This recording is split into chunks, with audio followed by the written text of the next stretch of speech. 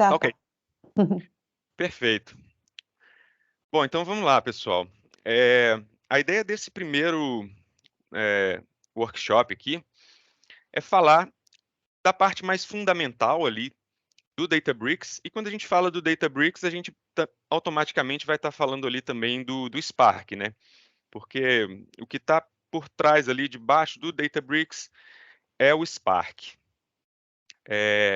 Então vai ser uma primeira conversa mais introdutória para a gente falar ali dos fundamentos, do básico, apresentar ali a ferramenta e mostrar até como que a gente já consegue, vamos dizer, brincar ali com o Databricks.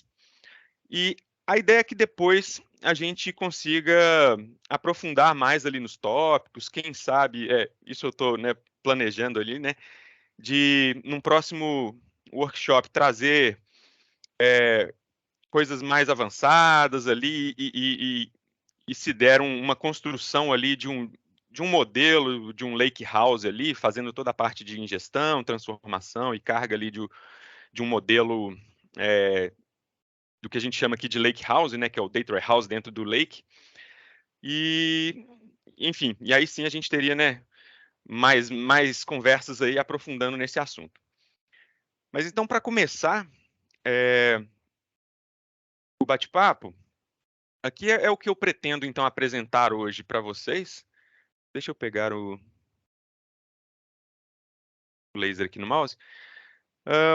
Então nós vamos começar vendo aí o que é o Spark, né, os fundamentos do Spark.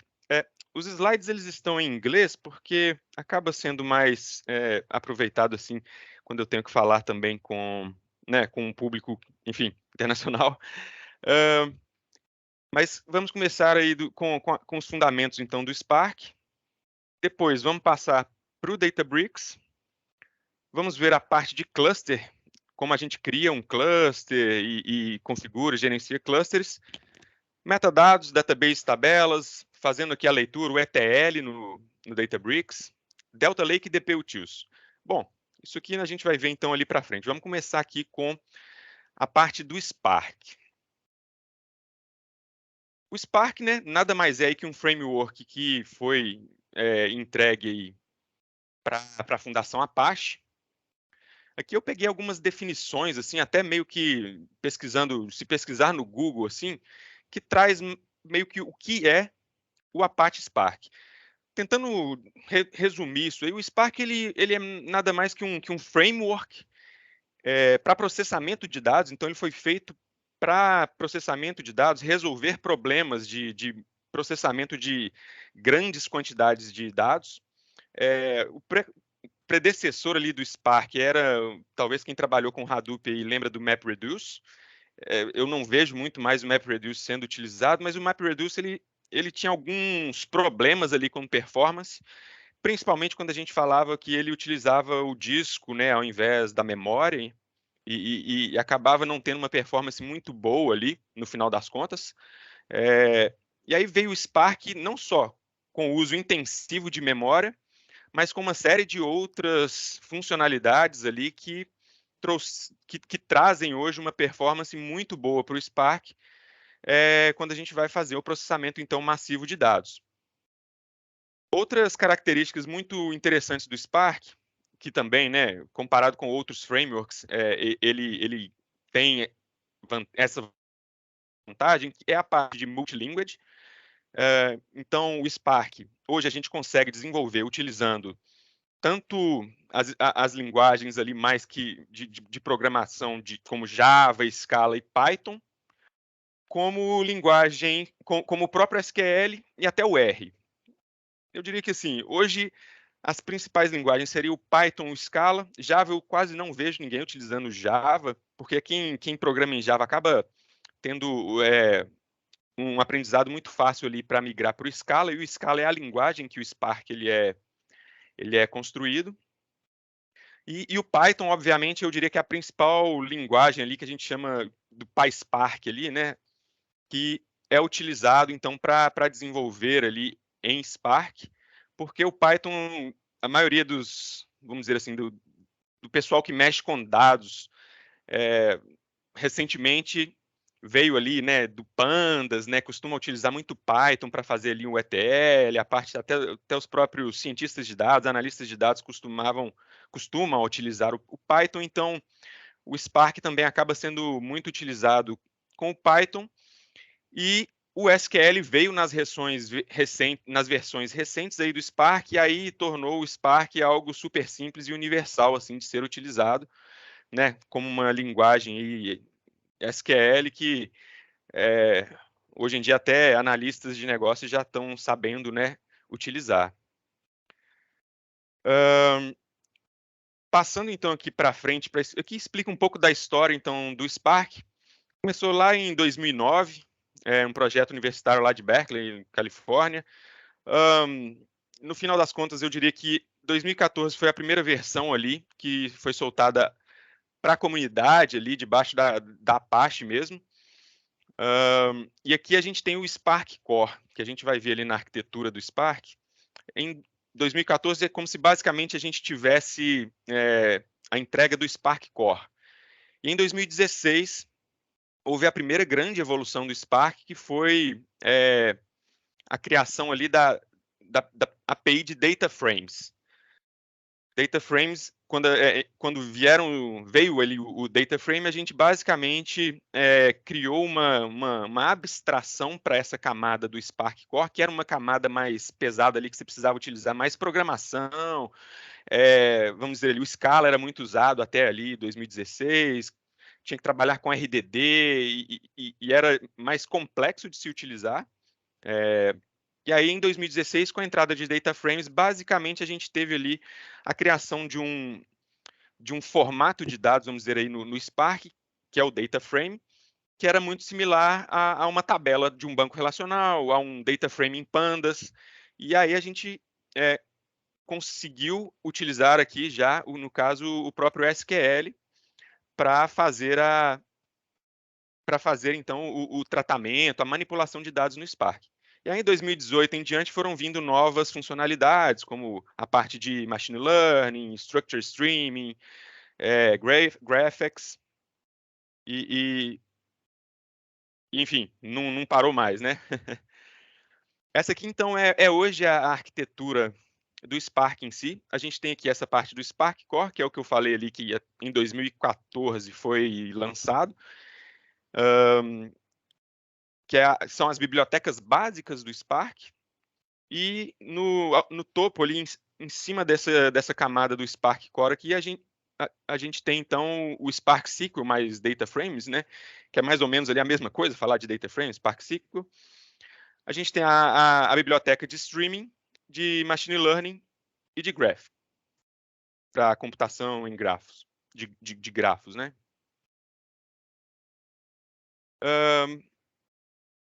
Como que funciona então o Spark? O Spark, ele em geral, você vai estar utilizando o Spark em um ambiente de computação distribuída. Então, a gente está falando aqui de um cluster, geralmente. Ele pode ser instalado em uma máquina... Opa, alguém falou alguma coisa ou só o microfone que acabou ficando aberto?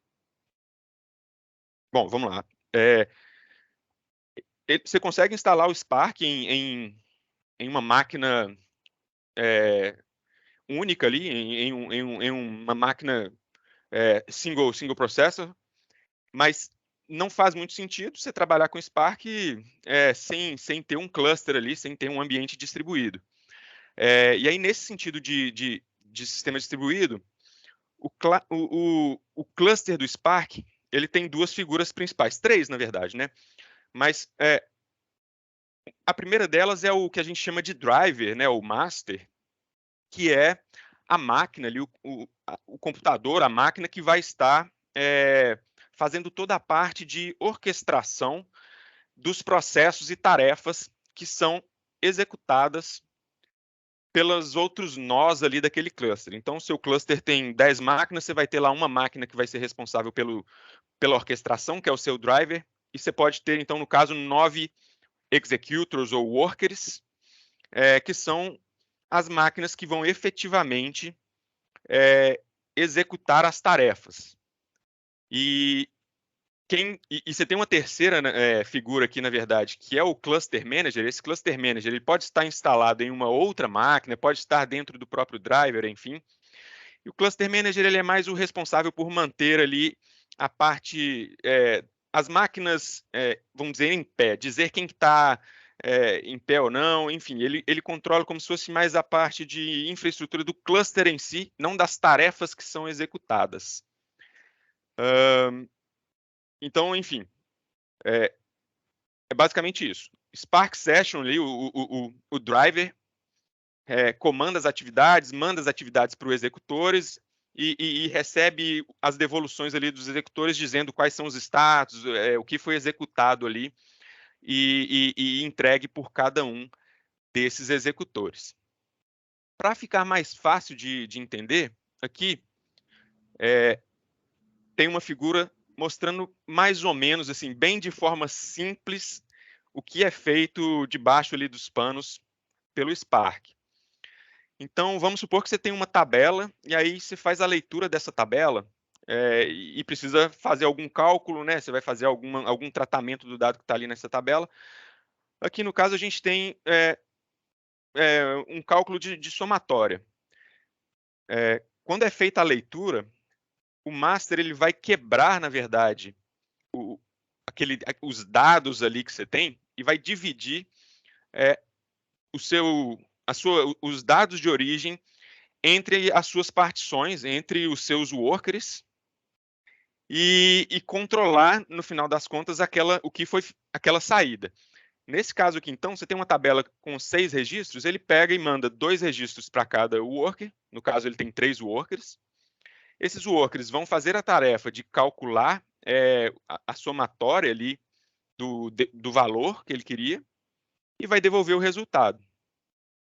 Então, o master ele quebra, ele faz o split dos dados, ele mapeia, no final das contas, por baixo ali, por chaves, pela chave da partição e tudo mais. Mas o worker ele executa e devolve, então, esse dado para o master. Então, aqui fica mais simples de entender, né? O worker 1 ele pegou os 2 registros, somou, deu 450, o 2, 650, o 3, 300. No final, o master consegue definir que o cálculo total que você fez lá, por exemplo, um select sum valor aqui dessa tabela, deu 1.400 dinheiros. Aqui está de forma bem simples, inclusive assim, o master ele nem pega esse resultado aqui e calcula, por exemplo. O master não realiza nenhum tipo de tarefa específica de cálculo e tudo mais. Em um cenário mais realista, esse resultado ele é muito provavelmente, vamos dizer assim, ele é enviado para um novo worker que ainda faz esse trabalho final de agregação e só devolve o resultado realmente final, já calculado para o, vamos dizer, para o master. O status até do cálculo ali final. Mas isso aqui é só para entender um pouco melhor como é essa parte de particionamento e execução entre o master e o worker. Aqui eu destaquei algumas das principais features do Spark, que eu já até acabei falando aqui algumas delas, mas que eu gosto de deixar, principalmente essas duas aqui, eu gosto de salientar essas duas aqui, para que depois, inclusive, vocês possam pesquisar, se quiserem um pouco mais, entender como funcionam essas duas features, porque essas aqui, é o que eu já falei, o Spark ele é multilinguage, é uma funcionalidade bem interessante, que poucas ferramentas provém isso, né? Falando, por exemplo, lá no Date Stage, né? A gente até consegue utilizar uma linguagem ali de programação, mas até onde eu utilizei ele, a gente tinha que usar só C ou C++ ali para fazer uma função externa, uma UDF, uma User Defined Function. Enfim, o Spark, né, é o caso, você consegue programar em Java, em Python, em SQL, R, e acho que tem extensões para Go, enfim, que é bem legal. Ele é bem simples de utilizar, principalmente quando a gente fala aqui, que a gente tem ali os data frames e o SQL, e mesmo usando o Python com o PySpark ali, como se fosse mais uma programação, é bem similar a um SQL. A gente tem as operações bem similares ao SQL, mas numa linguagem mais de programação. Programação em memória, tolerância à falha, então toda essa confusão que ocorre aqui dentro do cluster, entre os workers e master, a gente não precisa se preocupar do tipo, falhou, pô, esse cluster saiu esse worker saiu do ar e não realizou a operação que ele deveria, o que vai acontecer? A gente não precisa se preocupar, porque isso, o próprio Spark, ele automaticamente coordena isso. Então, se falha, ele entende que falhou, manda a tarefa para um outro worker, enfim, ele trata toda essa parte de fault tolerance. E o Lazy Evaluation e o Catalyst Optimizer, na verdade, são duas funcionalidades bem específicas do Spark para otimização de performance. E, de certa forma, o Lazy Evaluation é como ele funciona. Eu vou deixar aqui mais a título de vocês pesquisarem, mas por alto, o que ocorre com o Spark, e a gente vai ver quando entrar para a prática aqui do Databricks, é que quando a gente executa um código no Spark, ele não executa à medida que você vai digitando linha a linha ali o que você quer fazer. Então, você vai falar que você quer fazer um select, um join, um group by, um não sei o quê, ele não vai sair executando linha a linha. Ele só executa a partir do momento que você fala com ele, ok, faz isso tudo e no final eu quero que você escreva o resultado em um lugar. Aí é o que a gente chama de transformações e actions. Então, o Spark ele só vai efetivamente executar o seu código quando você tiver a chamada de uma action. E aí as actions são, por exemplo, a escrita, quando você fala um count, quando você roda um show ou display, que é para exibir o dado na tela, isso são actions, e aí sim ele vai passar a executar as transformações que você definiu ali no seu código, mas isso é super interessante porque, na verdade, o próprio Spark vai gerar um plano de execução e calcular qual é a melhor forma de executar todas aquelas instruções que você passou para ele. Se a gente fizesse linha a linha, a gente poderia fazer um select, depois um group by, voltar na mesma tabela sem perceber e fazer da nossa forma, vamos dizer, do jeito que a gente pensa, e o Spark, na verdade, espera para a gente, vamos dizer, fala qual é a ação final ali que você quer e eu vou calcular o melhor caminho para que isso seja feito. E o Catalyst Optimizer também é uma feature aí bem específica para gerar esse plano de execução. Bom, falei bastante do Spark porque, no fim das contas, o Spark é a base do Databricks. O Databricks, ele, passando então já aqui, ele é uma plataforma, ele é um que a gente chama de PaaS, né, uma plataforma as a service, Platform as a Service, construída sobre o Spark. Então, é como se pegasse o Spark e criasse uma IDE, né, uma interface, e tudo que é executado no Databricks roda baseado ali no Spark. E a Databricks, o que ela fez, na verdade, foi criar diversas outras funcionalidades, embutir diversas outras funcionalidades nessa interface, nessa plataforma, utilizando o Spark, no fim, ali, para essa parte de processamento de dados. E como curiosidade, né? Na verdade, os próprios criadores da Databricks são os mesmos criadores do Spark. E aí, assim, por que a gente deve usar Databricks? Por que Databricks? Qual que é a diferença, talvez, do Databricks para utilizar uma outra ferramenta, seja um ETL como DataStage, Informática, CIS, ou mesmo, por que não utilizar um cluster Hadoop, ou uma ferramenta, sei lá, um Glue da AWS, Data Factory, por aí vai. Enfim, não querendo comparar, não vou comparar, na verdade, eu vou falar só o que é super interessante do Databricks. A primeira questão é que ele é uma interface super amigável. Para quem mexe com notebooks, então, já trabalhou com Jupyter Notebooks, né? Vai tirar de letra, porque vai entender ali a parte de execução ali via notebooks, alguns comandos similares ali os markdowns ali, os magic commands e tudo mais. E ele é é uma ferramenta que já traz em uma só plataforma uma visão para quem trabalha com a parte de queries e reporting. Então, você consegue, ele tem uma parte otimizada para consulta só via SQL e construção de relatórios dentro do próprio Databricks. Você tem também uma parte que é só para modelagem, para a parte de machine learning e focada em machine learning. E a parte mais de engenharia, que é essa parte do workspace, que a gente desenvolve os notebooks ali e tudo mais. Tudo em uma única plataforma. Você faz a configuração dos clusters dentro do Databricks sem ter que se preocupar com toda a parte de infraestrutura. A parte de segurança também. Você define diversos níveis de segurança. Enfim, possui funcionalidades específicas que eles embutiram ali para otimização do próprio Spark ou combinado ali com o Spark, que aumenta muito as possibilidades e as capacidades do Spark. Então, assim, tem muita coisa interessante que o Databricks traz e, na verdade, vem trazendo cada vez mais. Hoje em dia, a gente tem agora aí sendo lançado cluster serverless, a parte de workflows, ele tem a parte de workflows, então, quem conhece Airflow, ou o próprio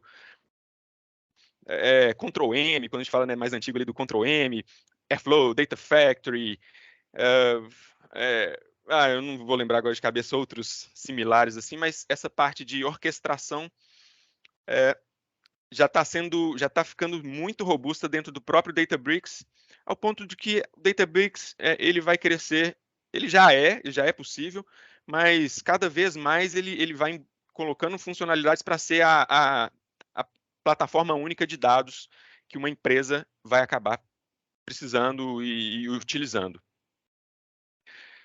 E aí uma coisa que é muito boa para quem quer utilizar, aprender e entender sobre Databricks, que também nem todos fornecem, é uma plataforma grátis para usuários ali de estudos, para usos mais de estudo, usos leves, né? Você não tem todas as funcionalidades, tem muito, as funcionalidades são tanto quanto reduzidas, mas para o essencial ali, que é para você construir um pipeline, um código, desenvolver ali a parte de PySpark, do SQL, quer que seja com Scala também, enfim, ele te dá essa plataforma e é a partir dela que eu vou fazer todos os exemplos, vou mostrar aqui todos os exemplos desse treinamento, desse workshop.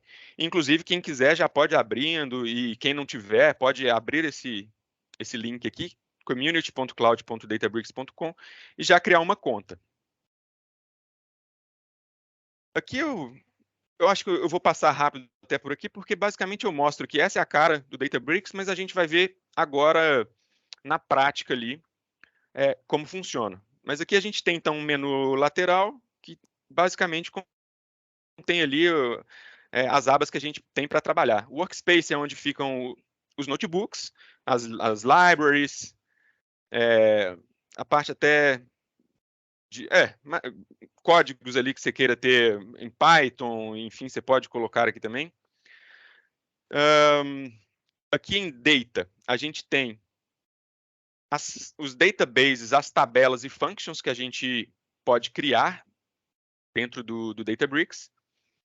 E aqui na parte que ficou um pouco menor a imagem, eu quis colocar também a funcionalidade de workflows. Deixa eu ver se eu coloquei. Não coloquei o compute porque está logo na frente.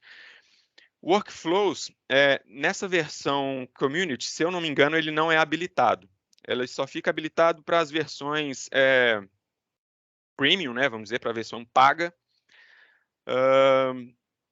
Então, mas basicamente aqui a gente tem uma telinha que a gente consegue, na parte de workflows, criar uma tarefa, linkar com outra tarefa. Cada tarefa dessa você pode colocar alerta, selecionar o que você quer fazer com a saída, mandar e-mail, enfim. É uma ferramenta aqui de orquestração dentro do próprio Databricks. Aqui, deixa eu só... Ok. Então, aqui, na verdade, a gente já vai passar para a parte mais prática. Se alguém Alguém tem alguma questão? Quer perguntar alguma coisa sobre Spark, sobre Databricks, sobre o que eu falei até agora?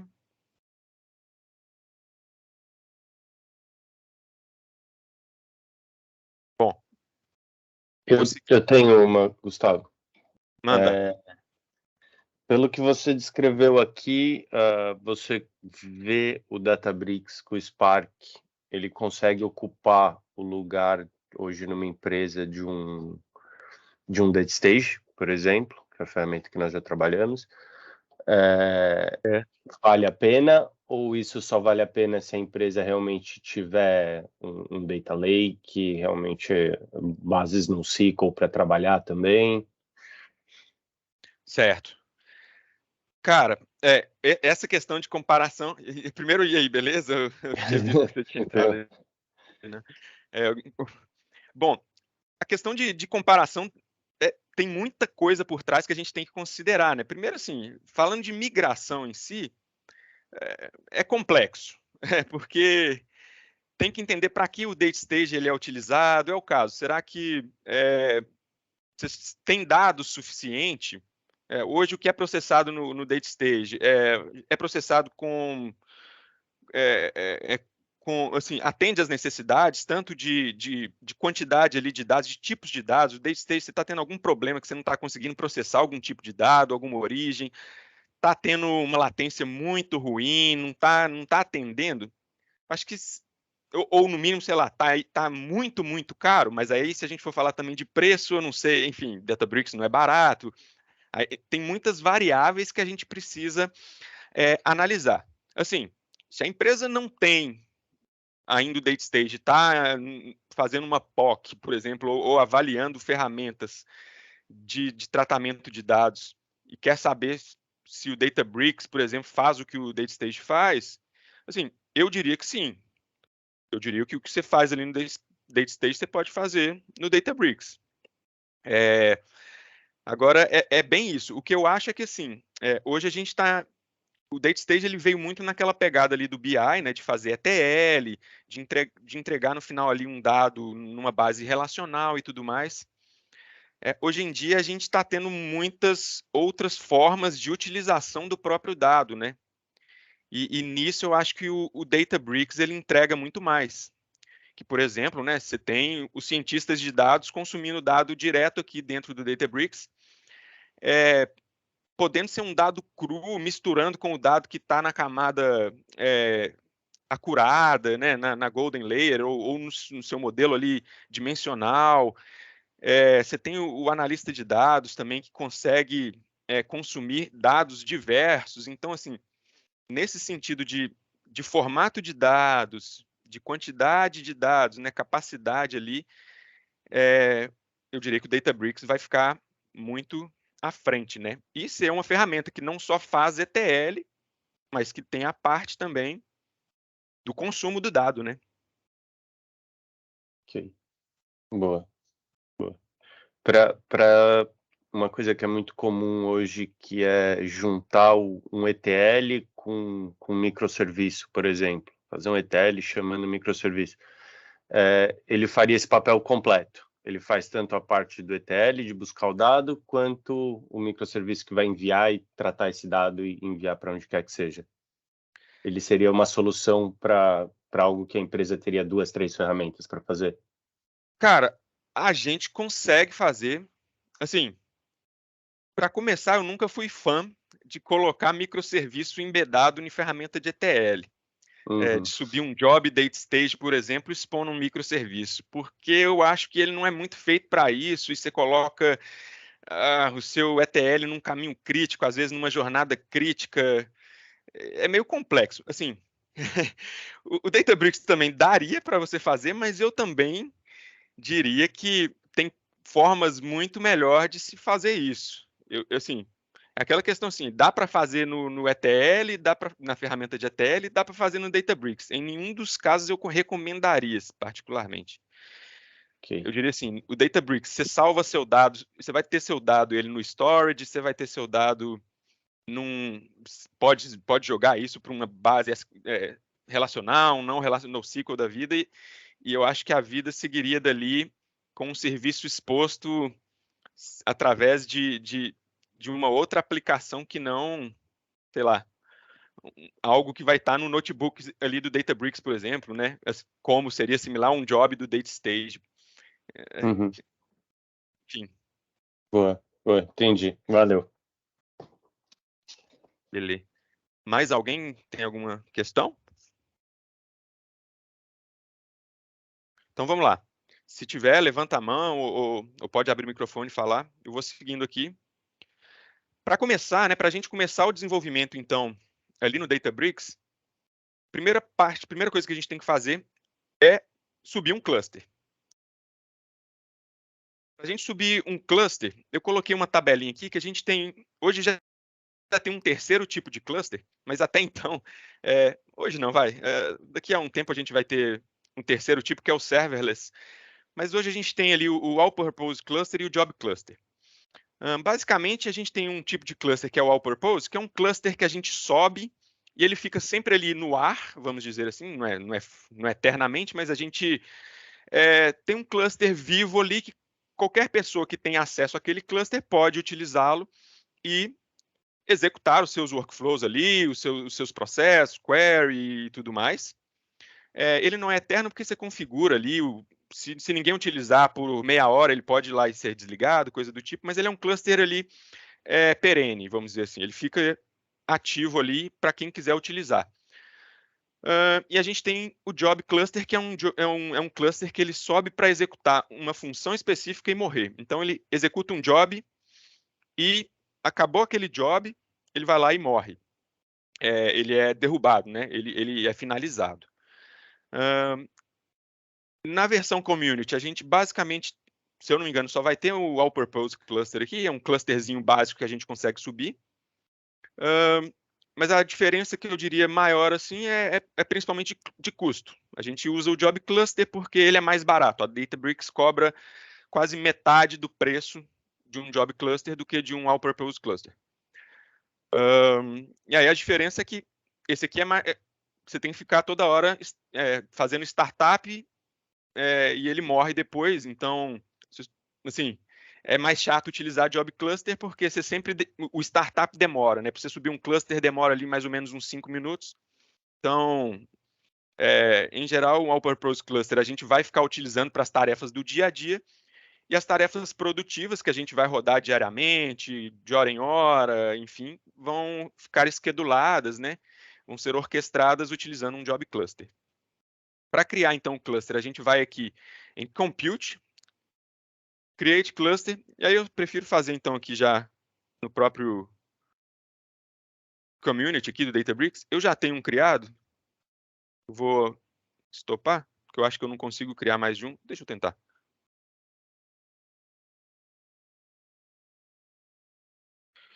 Então, eu fui rápido, né?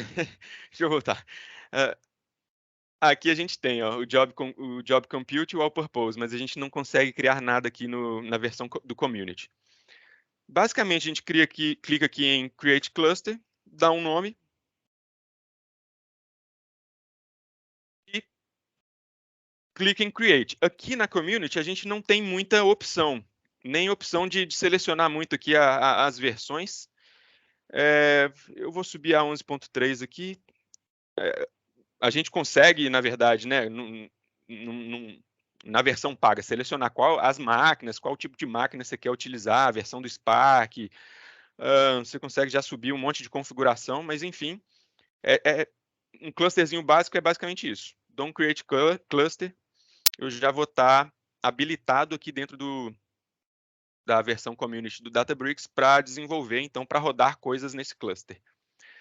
Aqui é o que eu falei, ele agora está nesse loading aqui, né? Ele está subindo máquinas ali por trás e demora esses 5 minutos, mais ou menos, para ele ficar ativo e poder ser utilizado. Bom, criamos ali o nosso cluster na parte do compute aqui do Databricks. O primeiro tópico primeiro não, né? Já o segundo, primeiro foi cluster. A segunda parte aqui que eu preparei para falar sobre o Databricks é a parte de metadados databases e tables. Como eu mostrei aqui eu mostrei no slide, né? Na verdade, o Databricks ele tem uma aba aqui. Aqui a gente precisa do cluster ativo para mostrar o que a gente tem criado, mas a gente consegue definir, criar tabelas, né, e databases para depois conseguir navegar e fazer as nossas consultas, assim como a gente faz na maioria de sistemas de gerenciamento de banco de dados. Aqui ele herda muito, para quem trabalhou também com Hadoop, isso aqui ele herdou basicamente do Hive, né? Que a gente tem o próprio Hive Metastore como a biblioteca ali que faz esse gerenciamento de databases and tables dentro do Databricks. Agora está evoluindo para o Unity Catalog, não vou entrar muito em detalhe, mas enfim. E aí, a gente tem um conceito que é bem importante para quem nunca trabalhou com Spark, Hadoop ali, que é o conceito de external tables ou unmanaged tables. Tabelas não gerenciadas pelo Databricks. O que a gente tem aqui com a criação de tabelas, na verdade, a gente cria basicamente metadados falando como a gente descreve e acessa os dados que estão dentro de um storage. Então, a gente tem, por exemplo, uma Cloud Azure, a gente vai ter um storage da Azure, geralmente, e esse storage é onde vai ter o dado físico em si. Então, os nossos dados vão estar lá parados no storage. O Databricks, na verdade, o que o Databricks faz é criar um metadados falando, eu tenho essa tabela aqui, tabela clientes, ela tem esse campo e ela está localizada em tal local, em tal diretório ali, vamos dizer, do meu storage. Então, essa definição que a gente tem aqui é basicamente isso, metadados. O que acontece? A gente pode ter tabelas que são gerenciadas pelo próprio Databricks e tabelas que não são gerenciadas pelo Databricks. Qual que é a diferença? Eu posso falar assim, create table ali no Databricks, select alguma coisa, eu faço um create table e não especifico uma localização. Isso é uma tabela gerenciada. Quando eu não especifico a localização para o Databricks, eu falo para o Databricks, controla para mim o dado em si dessa tabela. Então, quem vai controlar o dado é o Databricks. Onde ele vai ficar é o Databricks. E isso vai impactar quando a gente quando a gente fizer, por exemplo, uma operação de delete, ou no caso de Delta Table, de update e tudo mais, enfim, o Databricks que vai gerenciar esse dado. Quando a gente tem uma tabela externa, na verdade, eu sou dono do dado, eu que falo onde esse dado vai ficar, e eu posso ir lá e fazer, por exemplo, na verdade não é nenhum delete, um drop table. Se eu dropar a minha tabela externa, meu dado ele continua lá intacto. Se eu dropo a tabela gerenciada, eu perco o meu dado. Então essa é uma informação bem importante que a gente precisa, quando está começando, a gente tem que saber para não fazer, às vezes, uma coisa errada e acabar dropando, às vezes, uma tabela gerenciada e perder o dado, ou dropar, acontece muito também de dropar uma tabela externa e o dado não sumir, aí você recria a tabela, o dado duplica, coisa do tipo.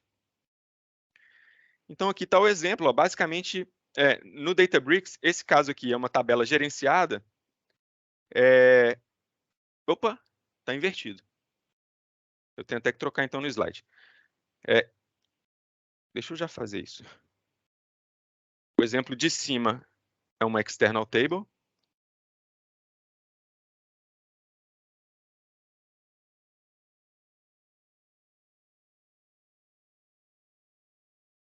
Okay? E o de baixo é uma tabela gerenciada. Como que eu sei disso? A tabela gerenciada, ela geralmente, ela por default no Databricks, ela fica dentro do user Hive, que é o que eu comentei do Hive Metastore, que é o gerenciador aí dos metadados no Databricks. E as tabelas externas que a gente define, onde os dados vão ficar e gerencia isso, elas vão estar geralmente em um diretório que eu vou pré-definir. A gente consegue também descobrir isso quando a gente dá um show create table, que é um outro comando que a gente pode ver ali no Databricks. Não tem nada criado ainda, depois eu dou o show create table, mas é basicamente a gente exibe qual é o comando de criação da tabela, e a gente vai ver que não tem lá o location sendo apontado. Aqui é só para mostrar, então, a diferença. Se eu dropo uma tabela gerenciada, deixa eu ver como é que eu fiz. Eu acho que eu inverti tudo, na verdade. Está invertido aqui também. Uma tabela gerenciada, quando eu dropo, se eu tento ver o que tem lá, eu não vou achar os arquivos. A externa, mesmo depois de dropar, eu consigo ver que tem o dado lá. Aqui eu dei um head nos dados e aparece lá os dados do arquivo. A gente vai ver isso ali na prática, a gente brinca ali um pouquinho. Os databases nada mais são que database, igual os esquemas ali, database de sistemas relacionais, para organizar, né, onde estão as suas tabelas, e eles não têm dado nenhum, eles basicamente apontam, onde vai ficar o diretório, inclusive do folder, geralmente ali, de onde o arquivo está salvo. E para criar, é um comando bem simples, create database, e o nome do database. Simples assim. E as tabelas e views são basicamente similares ao que a gente tem em sistemas relacionais, né? A diferença é que uma tabela num sistema, no Spark, vamos dizer assim, uma tabela no Databricks aqui, ela aceita tipos de dados mais complexos, não só dados ali simples, como geralmente são nas bases relacionais, né? Então a gente pode navegar dentro de JSON, a gente pode ter uma coluna que dentro da coluna tem um JSON e navegar dentro desse JSON através de um select, por exemplo. Mas, enfim, a estrutura da tabela é bem similar a tabelas relacionais e as views também. O caso é só que views a gente não tem view materializada, é só view lógica, né? E para criar tabelas no Databricks, a gente também cria tanto, na verdade, basicamente via SQL, a gente pode criar via interface ali também, na parte de data ali a gente consegue então, fazer tipo um wizard de criação de tabela. E também consegue criar via Spark, aqui no caso PySpark. Aqui a diferença é que eu dou um create table, exatamente igual, eu diria, SQL. Aqui eu dou, quando eu faço o meu write, eu falo que eu quero salvar essa table, salvar como tabela, e dou o nome da minha tabela. E quando eu vou observar lá no meu menu de dados, tem lá já os objetos. Bom, a parte mais interessante, eu vou ter que acabar correndo, né? Eu achei que 1 hora seria suficiente, eu espero que seja, vamos ver. Fazendo leitura, então, manipulação e escrita de dados no Spark.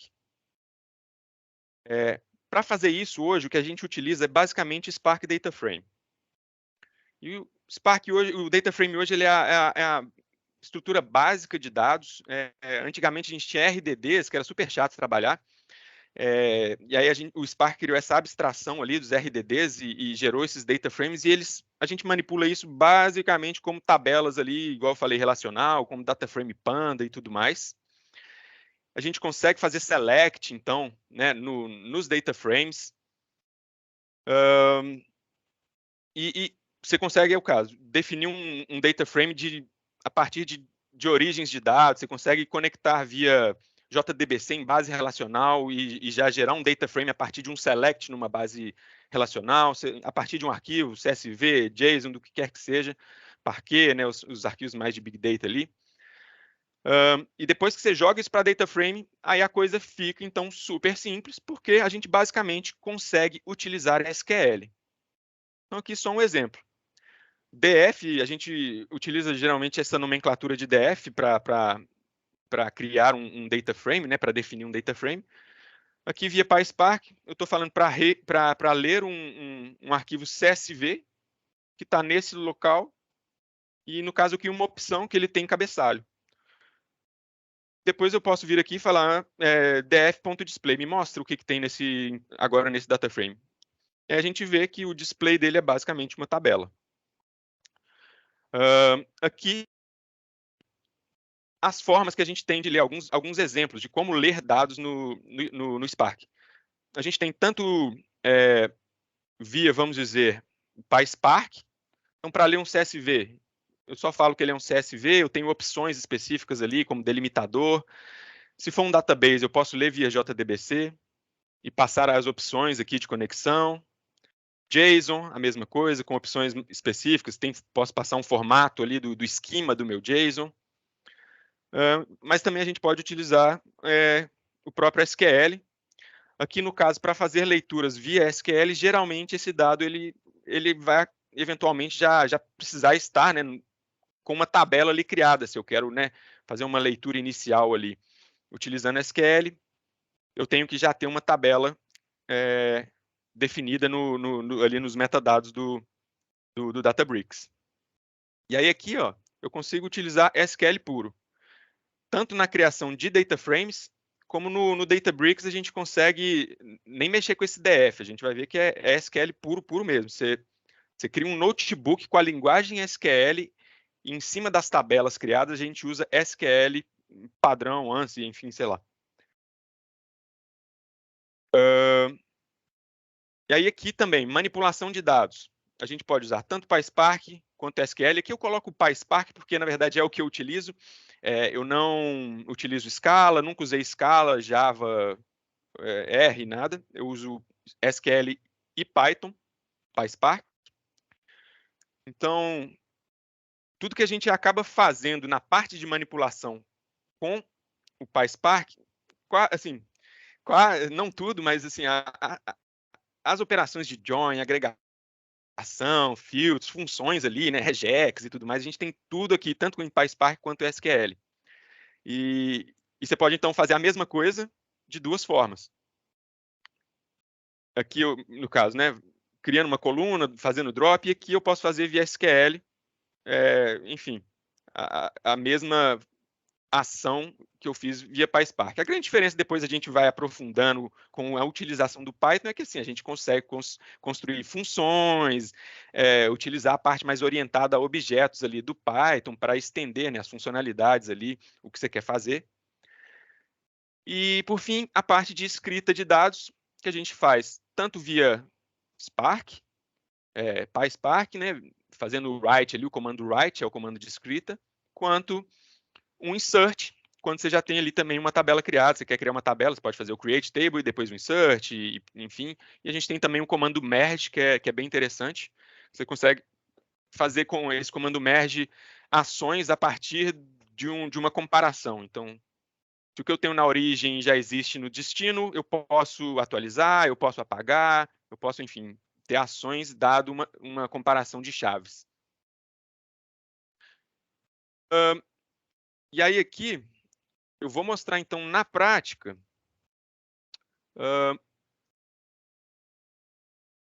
como que a gente... aqui na verdade eu vou começar a brincar aqui, ó, só para vocês verem como é super simples rodar então esses comandos de criação de tabela. Aqui primeiro vamos começar pela parte de criação de tabelas. Deixa eu ver se isso aqui vai rodar. Eu não testei direito, viu?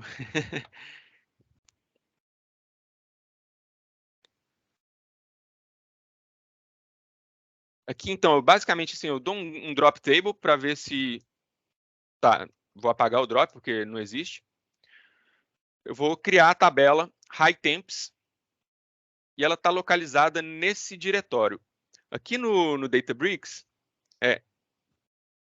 tem uns comandinhos que eles são chamados de Magic Words.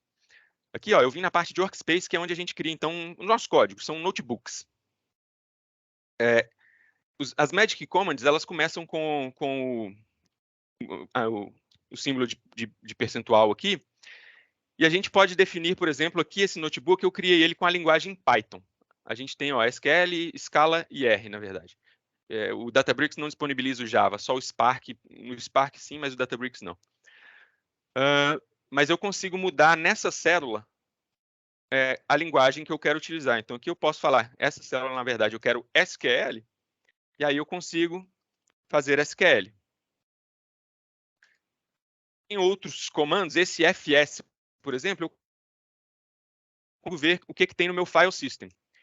E só para mostrar para vocês que aqui toda instalação, na verdade, todo Databricks que vocês verem, eles têm disponibilizado esse folder que é o Datasets. Então, o Databricks Datasets, eles são exemplos, são de arquivos que a disponibiliza para a gente justamente brincar. Tem mais coisas, esse Databricks Results aqui e tal, mas aqui, então, basicamente, eu estou olhando para esses dados que eles mesmos disponibilizam, peguei esse dado de high temps e falei, criar uma tabela high temps do formato CSV e o arquivo está nesse local aqui. Aí quando eu dou um select, ele já vai me mostrar o conteúdo dessa tabela. Se eu for aqui no meu database default, porque eu criei a tabela sem definir, está aqui minha tabela high temps. Então, assim, SQL puro, tranquilo. A mesma operação eu poderia fazer... e eu faço aqui embaixo, inclusive. Então, vamos dropar agora a tabela high temps. Eu posso fazer a mesma operação. Aqui eu fiz para a gente ver a questão da tabela externa versus a gerenciada. O que eu fiz aqui? Eu criei a tabela apontando o location. Então, é uma tabela externa, não gerenciada. Quando eu venho aqui e dropo essa tabela, igual eu acabei de fazer, vai falar que já não existe mais. Se eu for lá no diretório e der um ls, eu vou ver que ainda existe alguma coisa aqui. E se eu der um head, né, que vai me mostrar o cabeçalho se eu der um head que vai me mostrar o cabeçalho desse arquivo aqui, ele vai mostrar que o conteúdo está lá. Ou seja, apesar de dropar, nada aconteceu com o meu dado em si.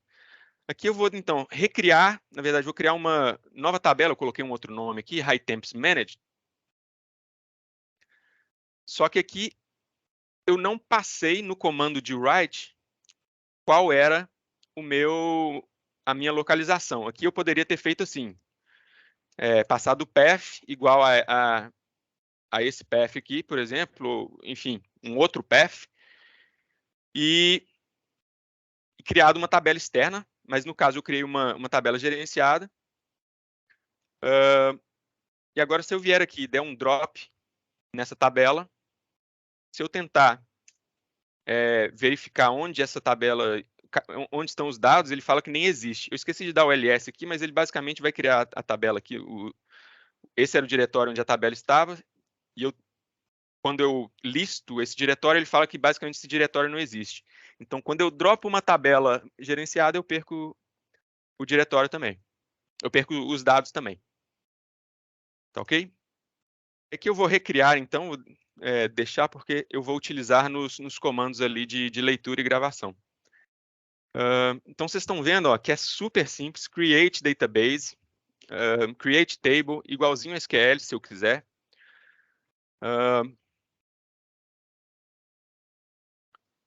Deixe-me ver. Tá vendo? Não testei direito. It's not empty. Ele fala que não é uma delta table. Ele está, na verdade, basicamente reclamando, falando que esse diretório aqui, ele já possui dados. Eu acho que eu não apaguei o que tinha nesse diretório. Então, eu vou só dar um RM aqui e recriar. Espero que funcione agora.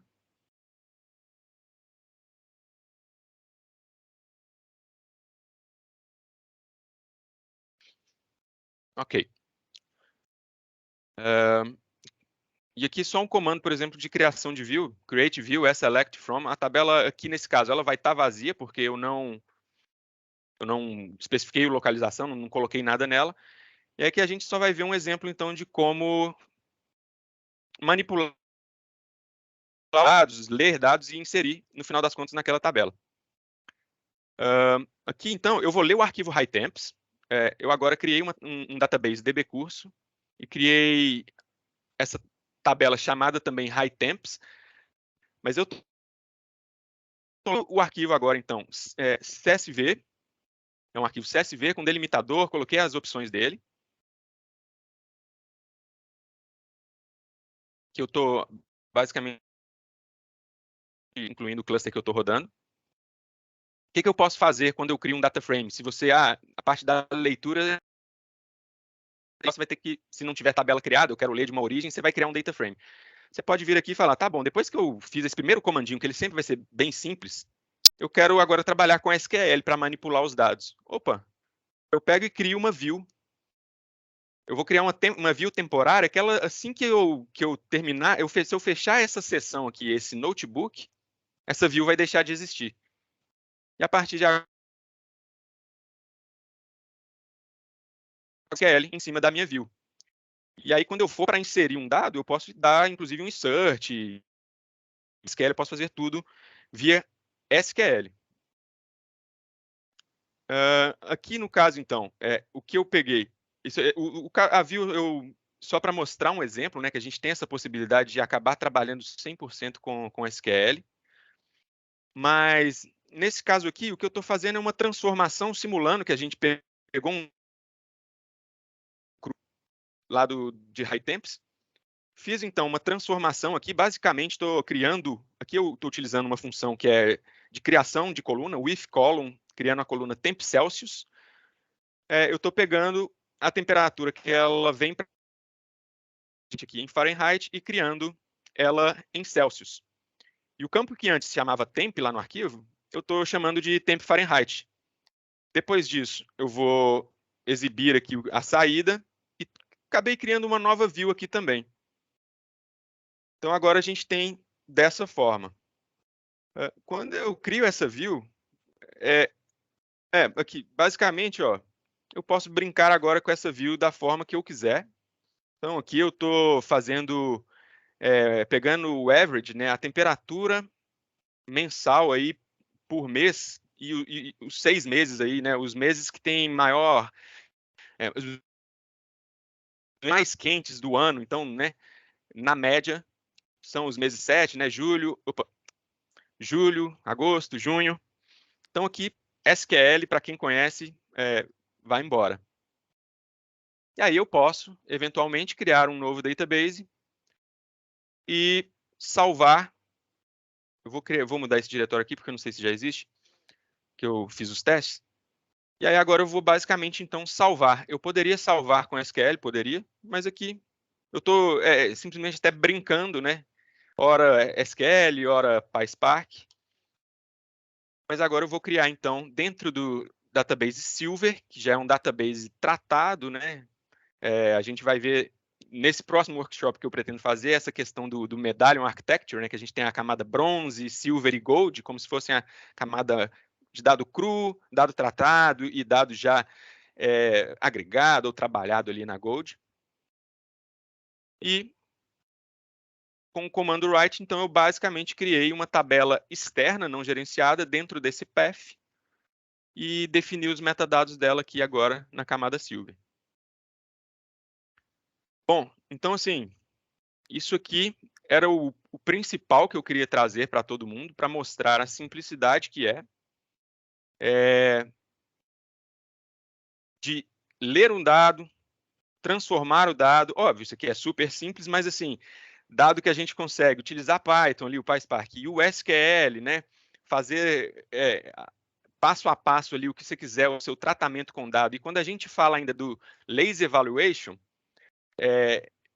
a gente não precisa nem se preocupar tanto, hoje, principalmente, com todas as features do Spark, do Databricks, com a forma como eu estou trabalhando esse dado, se vai impactar muito ou não na performance. Assim, em coisas complexas, a gente ainda precisa muito olhar para como a gente coda, vamos dizer, mas hoje o Spark e Databricks e tal, eles otimizaram muito para que o desenvolvedor não precise nem se preocupar. E uma das coisas que eu até comentei mais cedo, sobre lazy evaluation, é isso. Quando eu dou um play nisso aqui, ó, ele não fez nada. eu posso fazer um monte de transformação aqui com esse dado. Falar que eu quero agora um novo data frame 3 é igual a esse data frame que eu tinha acabado de criar, ponto drop, que eu quero dropar uma coluna. Ele não faz nada. Você pode fazer um monte de coisa numa célula e num segundo comando aqui. Agora sim, eu quero que você me mostre o que vai ser feito.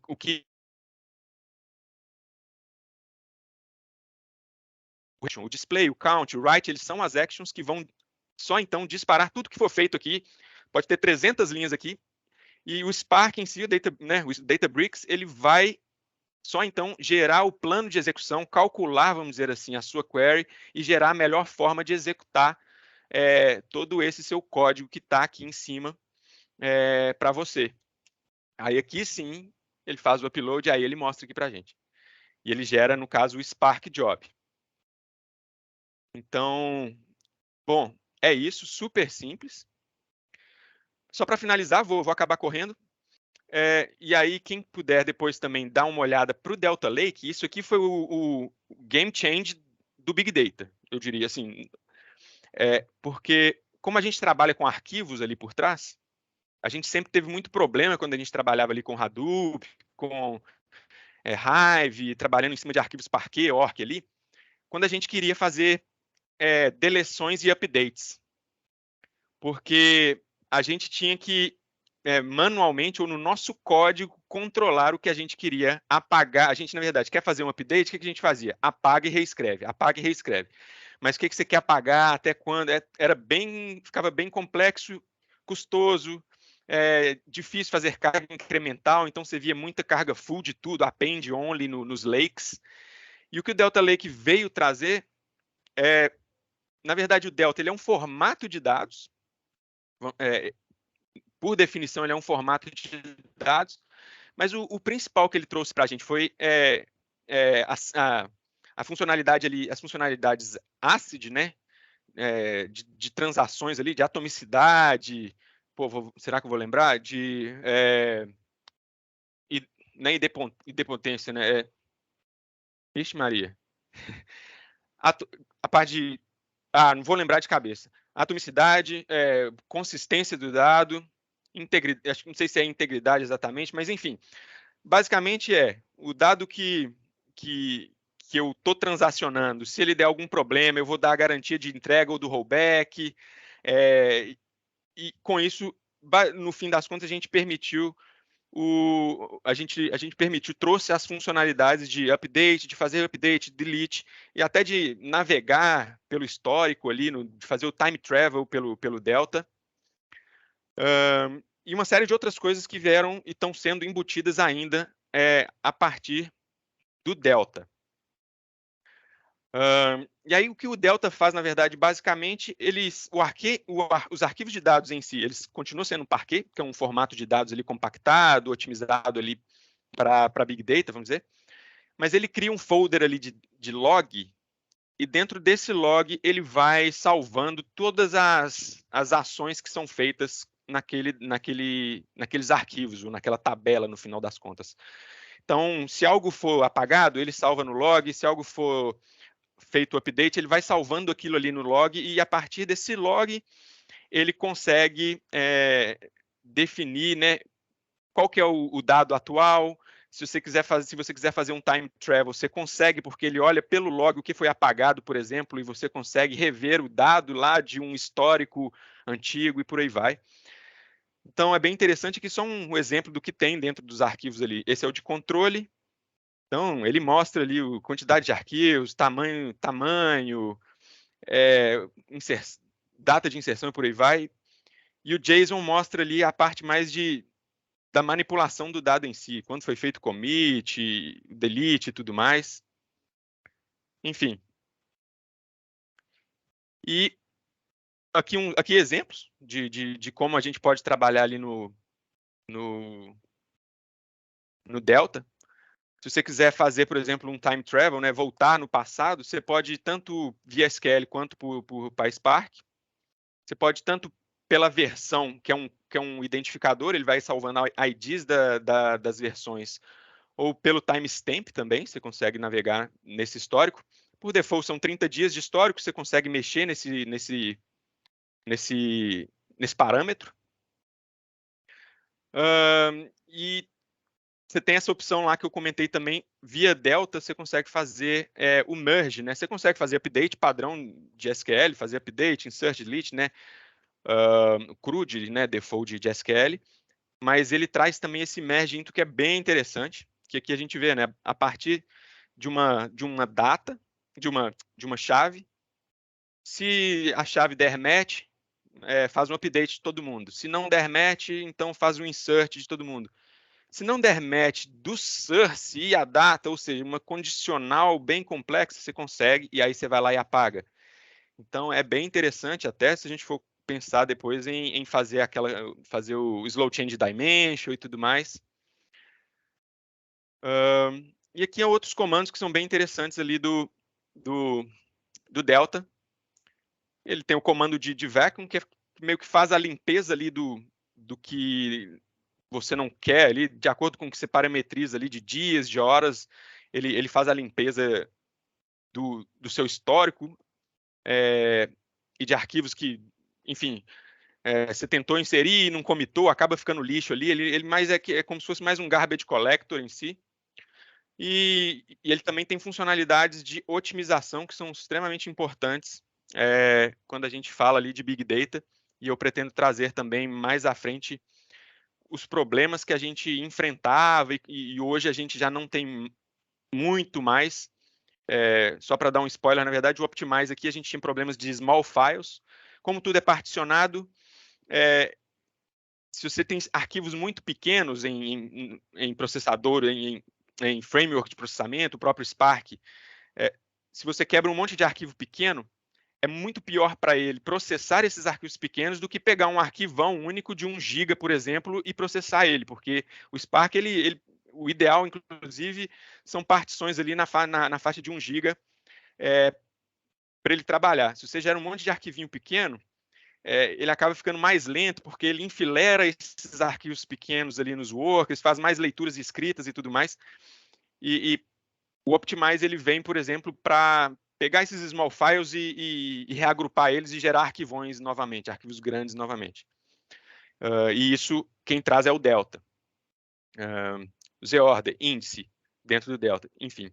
E para finalizar, só trazendo aqui também um outro comando que aí é do Databricks, bem legal, que é o dbutils, que eu destaquei 3 comandos aqui no help, você consegue olhar pelo help o que ele faz, mas eu destaquei 3 comandos, que o primeiro é o fs, que assim como aquela Magic Word que eu rodei, que é o percentual fs, você consegue navegar pelo file system que o Databricks está aqui instalado,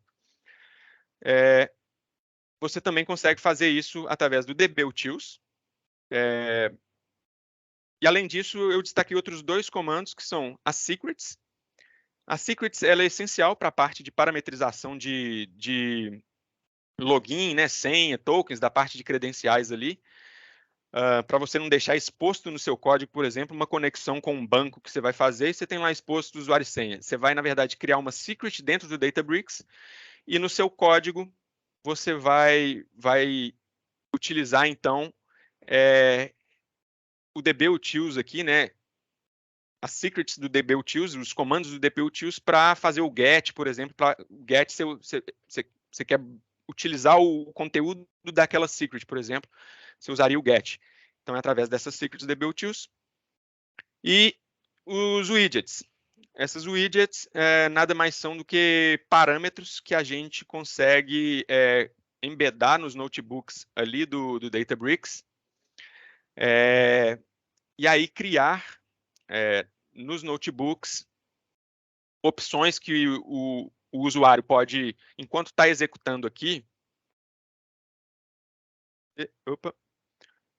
eu consigo tanto colocar uma widget que vai aparecer aqui uma opção para, eu não vou criar aqui agora, vai demorar um pouco de tempo, mas tanto uma opção para, na hora de execução, você selecionar, você digitar, Combobox, Dropbox, etc.